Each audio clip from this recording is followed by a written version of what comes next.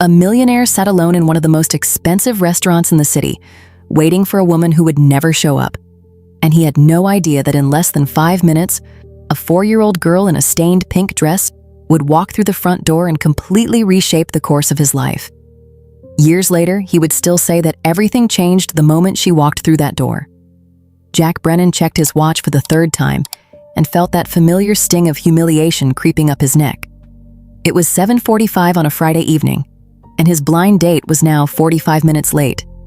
The restaurant, Balamzi, was the kind of place where waiters moved like shadows, and every table had a candle flickering in the center, and Jack had arrived 15 minutes early because that was who he was. At 36 years old, Jack was the CEO of Brennan Technologies, a software company his late father had founded in a garage, and Jack had grown into a multi-million-dollar empire. He had corner offices and quarterly reports and product launches that made headlines, but he came home every night to a house so quiet he could hear the walls breathing.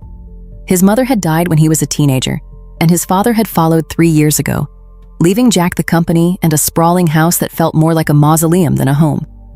It was his sister Rachel who had pushed him into this, calling him at odd hours, showing up at his office unannounced, insisting that her friend from yoga class was absolutely perfect for him. "She is kind, she is smart. She has been through some tough things, but she is incredible," Rachel had pleaded. "Jack, just give it a chance." So he had given it a chance. He had put on his best white shirt, driven to the restaurant, ordered a whiskey, and waited. And now he was sitting in a beautiful restaurant surrounded by couples enjoying their evenings, while his table remained conspicuously empty. The waiter had circled past 3 times with that carefully neutral expression that somehow managed to communicate both sympathy and pity. Jack could feel the eyes of nearby diners glancing his way. Each passing minute made the empty chair across from him feel louder. She had stood him up. It happened. He should pay for his drink, leave a generous tip, and go home to eat leftover pasta in front of his laptop, like he did most Friday nights. He was reaching for his wallet when he heard a small voice cut through the low murmur of the restaurant. "Excuse me, are you Jack?" He looked down and found a little girl standing beside his table. She could not have been more than 4 years old, with blonde hair pulled back into a small ponytail and serious blue eyes that studied him the way a detective might examine a suspect. She wore a pink dress with a noticeable stain on the hem. Jack noticed she kept smoothing the fabric with her hand like she knew it wasn't perfect. He blinked, caught entirely off guard. "Yes, I am Jack." The girl nodded with a solemnity far beyond her years and took a deep breath. "My mommy is sorry she is late. She had to work, and then the babysitter did not show up and she tried to cancel, but you were not answering your phone." She delivered this entire speech in a single breath, as if she had been rehearsing it on the walk inside. Then she stood there waiting for his response with her hands clasped together in front of her, like a tiny diplomat delivering critical news. And Jack realized something unexpected. She wasn't just being polite. She was worried he might be hurt. Jack felt his phone vibrate and pulled it out to find 3 missed calls and a string of texts from an unknown number. He had put the phone on silent when he arrived. He scrolled through the messages. 6:30. "I am so sorry, running late. Emergency at work." 7:15. "Babysitter canceled, trying to find someone else." 7:30. "I cannot find anyone. I have to bring my daughter. I will understand if you want to reschedule." And 2 minutes ago. "I am outside with Lily. We are leaving. I am so sorry to waste your evening." Jack looked back at the little girl watching him with her hands clasped together. "Your mom is outside?" Lily nodded. "She said it is not appropriate to bring a kid to a fancy grown-up date, and she was going to call you tomorrow, but I saw you through the window and you looked sad, so I came to tell you we were here." She tilted her head. "Aunt Rachel said you are nice. Are you nice?" "Despite everything," Jack smiled. "I try to be." "Did your mom send you in here?" "She does not know I came in," Lily admitted without guilt. Jack stood up. "Should we go find your mom before she worries?" Lily reached up and took his hand, with the effortless trust that only very young children possess, and Jack felt something shift in his chest, a warmth and protectiveness that arrived without warning. Outside on the sidewalk, a woman was pacing with a phone pressed to her ear and her free hand pushing through dark, honey-colored hair.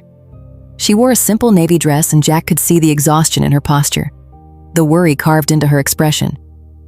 "Rachel, I know, I am sorry," she was saying. "I will call him tomorrow and apologize." "Lily, where is Lily?" She spun around, eyes wide with panic. "Mommy, this is Jack," Lily announced proudly. "I told him you were sorry." Emma pressed both hands over her face. "Oh my God, Lily, you cannot just walk into restaurants alone." She looked at Jack again. "I am so sorry. I am Emma Parker." This is the worst first impression in the history of first impressions. "Actually," Jack said, "your daughter is quite charming and very brave." She explained the situation better than most adults could manage. Emma gave a tired half laugh. "That sounds exactly like her." "I completely understand if you want to call it a night," she added. Jack looked at Lily, gazing up at him with those serious blue eyes, then back at Emma, braced for rejection the way someone braces for weather they have seen coming from miles away. He thought about his empty house, the quiet dinner he would eat alone. How this little girl had noticed a stranger looking sad through a window and decided that was a problem worth solving. "Have you and Lily eaten dinner?" he asked. Emma blinked. "No, we have not." "Then join me, both of you. If that is okay with you, Lily." Lily's face lit up instantly. "Can we, Mommy, please? I promise I will use my best manners." Emma searched his face one more second, like she was trying to decide whether this was kindness or politeness. Then her resistance gave way. "Okay," she said softly. "Okay, thank you." They went back inside and the hostess brought a booster seat for Lily, who settled in between them looking satisfied. Lily ordered chicken fingers with a sauce on the side because she liked to dip. Emma ordered salmon. Jack went with steak. For a moment they sat in the candlelight of this expensive restaurant, a millionaire CEO and a single mother and a 4-year-old in a stained pink dress. And somehow it did not feel strange. "I asked Rachel not to mention Lily," Emma said quietly. "I know being a single mom makes dating complicated and I did not want you to have preconceptions." Jack nodded. "I understand. For what it is worth, I have never been married and I do not have kids." "What do you do?" "I work in tech," Jack said. "Software development, business systems." He did not mention he was the CEO. That could come later, if there was a later. "And you?" "I am a pediatric nurse at Children's Memorial," Emma said. "That is why I was late. Emergency admission. A little boy who fell off his bike. I could not leave until he was stable."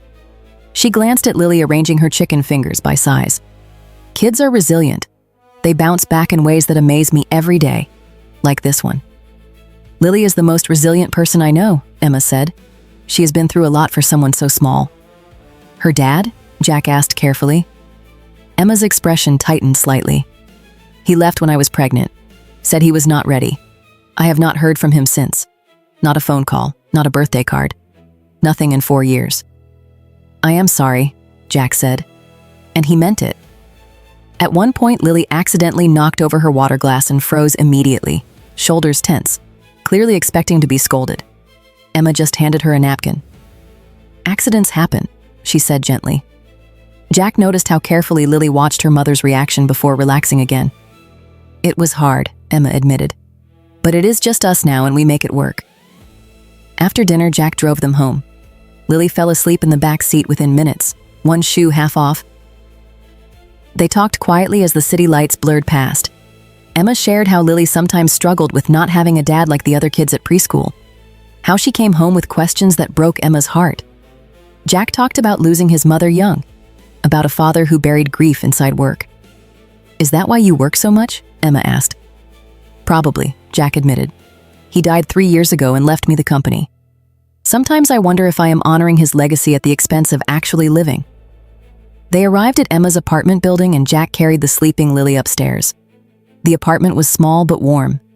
Children's drawings covered one wall, toys organized in plastic bins. A life built carefully on a tight budget. He laid Lily on the couch gently and she murmured something in her sleep, but did not wake. Emma walked him to the door. "Jack, dating a single mom is complicated," she said. "There will be cancellations, sick days, times when Lily has to come along. If that is too much," Jack stopped her gently. "Emma, I know what I'm signing up for, and I want to sign up for it. All of it." She studied him carefully. "Okay, let us try again." They exchanged real numbers. Jack drove home feeling lighter than he had in years, like something had clicked into place he had not even known was missing. Over the next few months, Jack and Emma dated the way single parents date, with flexibility, patience, and often with a small blonde chaperone. They had dinners at Emma's apartment while Lily showed Jack her entire toy collection with extremely detailed explanations. They went to the zoo where Lily insisted on seeing every animal twice because what if they were doing something different the second time? They had movie nights where Lily fell asleep halfway through and neither adult wanted to move her. And slowly Jack fell in love. Not just with Emma, though he fell for her completely. Her quiet strength, her tired smiles after long shifts, her ability to keep going. But he also fell in love with Lily. Her endless questions, her fierce hugs, the way she started calling him Mr. Jack. Then Jack. Then one night during a bedtime story, she said my friend Jack in a voice so trusting, it nearly broke him. 6 months after their first date, Jack invited them to his house. He had been nervous, worried the size would change how Emma saw him. The house was enormous, more rooms than one person needed.